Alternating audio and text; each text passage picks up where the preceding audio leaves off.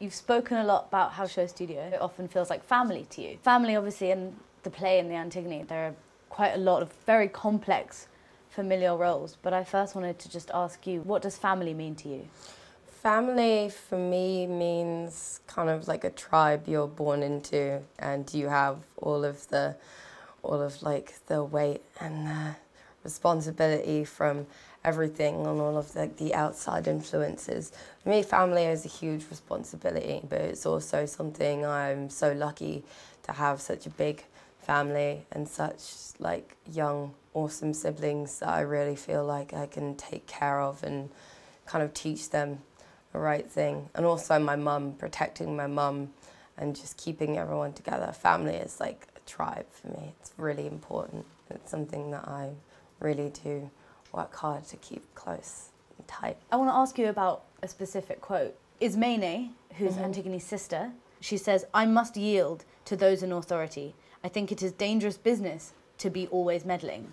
Yes, that is something that kind of stuck with me, because it's just like she's very much taking her stance and being very much like a role player in that. And it's just like, you can do what you want, but I'm not going to fuck up my business and the way that people see me in terms of society or authority, because it is very true. If you fuck with the wrong people, then it will come back at you, but some people just don't care. But yeah, that did stick with me, and it did kind of show the difference between the two sisters. And sometimes when it's easier for someone, it's easier to submit to authority when it's always on your side and playing in your favour. But I think Antigone saw the different side of that, and that's pretty cool. I really like that part, in fact. I like the dynamic between the two sisters a lot. It's not something that I know really well because I only have a baby sister, but it's still pretty cool. I'm interested particularly in this idea of choice and dilemma, and I wanted to ask you personally about the way you've dealt with choice. I'm at a point in my life where choice is becoming something that I'm very much in control of these days. Before, my life was making choices for me, and I was just very much a product of my environment, the people I surrounded myself with. But now I feel like having to make choices, being forced to make choices that are in my best interest and in the best interest of the world around me, kind of makes you see it in a different way. And I feel like maybe I'm a little bit late to the party in developing that, but maybe not. I think in a way everyone develops their own perception of choice and what that is to them slowly but surely. But with me, it's always been kind of an enemy. And right now I feel like I'm kind of getting slowly more in control of my choices and the choices I make and why I make them and why I want to make them, rather than why I want to just let things happen to me now. Talk to me a little bit about control, this idea of moving against something and moving against control and judgment. For a while, when I was younger, like most kids, I just wanted to fit in with people, and I just wanted to be part of this group and part of this feeling, this family as such. But in a sense, I kind of got bullied. I realized I didn't like the people I was trying to like strive to be like, and then slowly separated myself. And I think in a way it's kind of like resentfulness that I have left over from that, coupled with just wanting to constantly prove everyone wrong and be like, I don't give a fuck, I'm gonna do exactly what I want and when I want it. And I'm still dressing like a 14-year-old emo kid, but I feel like I can make it work for myself now. And like every day, I think everything that I do, everything that I post, or everything that I say out of turn is always, in a sense, going against everything that made me feel like I couldn't do that before, or made me feel like what I had to say wasn't worth it. So, in a sense, I'm always kind of trying to give a big fuck you to everyone and anything. I feel like I've moved past the point where I'm rebelling against my family these days, more a sense of what I was expected to be because of that, or the influences they had on me. I kind of rebel against the influence that could possibly still have. So I see myself as very separate from that. And in terms of like organisation, corporation, bullshit like that, I find myself mentally so set apart from that that it doesn't even really come into mind. So everything that I do rebel against is something on a personal level, something in my mind, or something that I feel has been presented to me by someone close.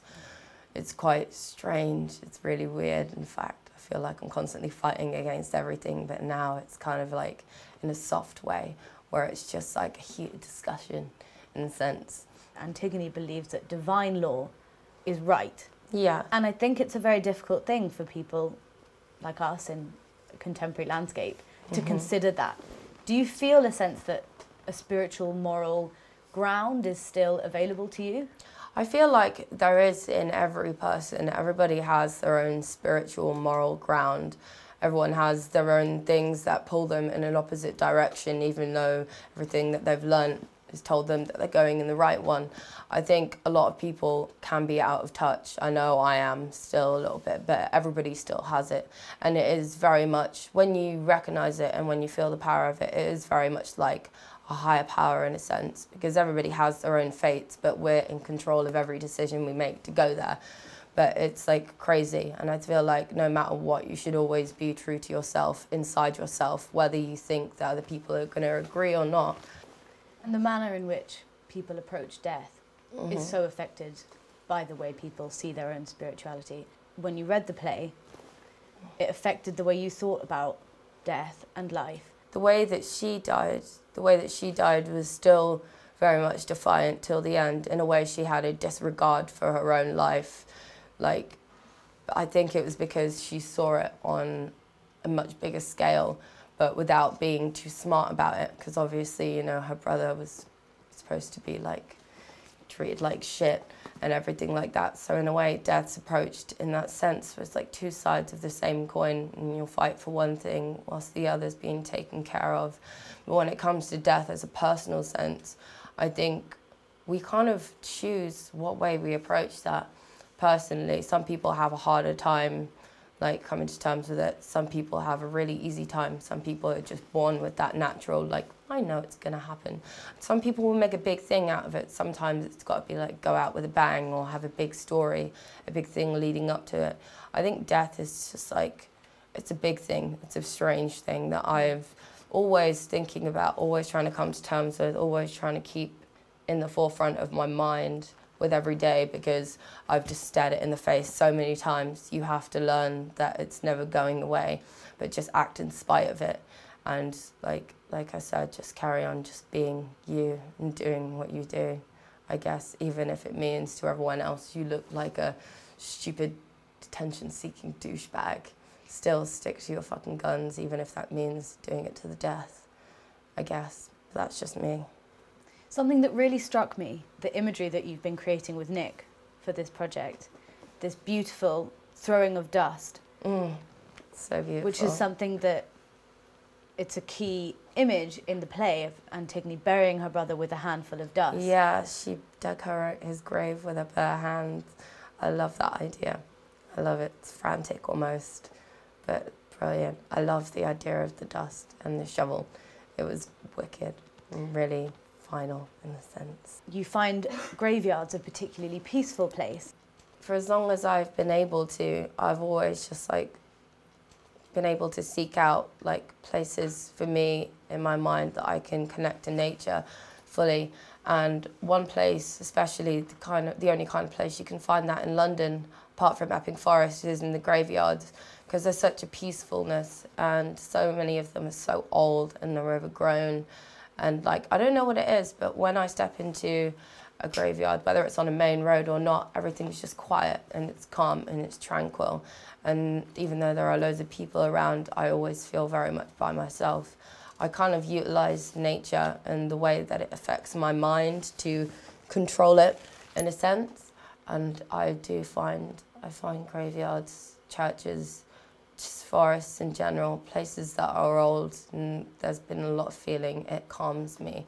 It makes me think and feel something that I want to, and that's sometimes reflection. I'm not very good at controlling my thoughts, so sometimes I have to take myself somewhere that will do it for me.